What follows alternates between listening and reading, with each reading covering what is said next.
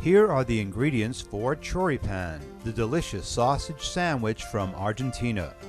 The two main elements for this dish are the chimichurri and the sandwich.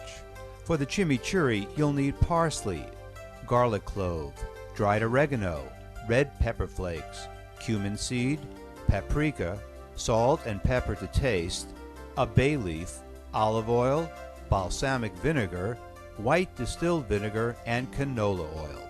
For the sandwich, you'll need Argentinian chorizo, also known as sausage, and French rolls. Okay, let's begin by making the chimichurri. First, mince all the parsley and put it in a bowl. Then, dice the garlic and combine it in the bowl with the minced parsley. Next, add the oregano, the red pepper flakes, cumin seed, paprika, bay leaf, and salt and pepper. Then, add the canola oil and the olive oil.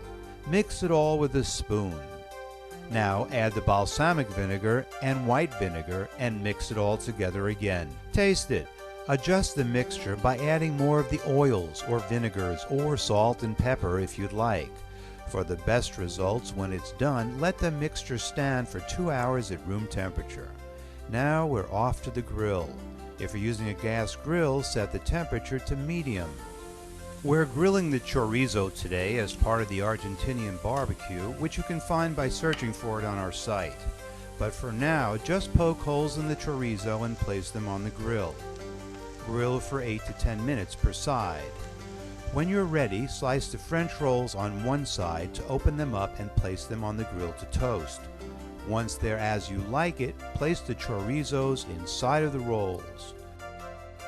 Then spoon the chimichurri over the chorizo and you're ready to eat choripan, the Argentinian sausage delight made simple from simplefoodie.com.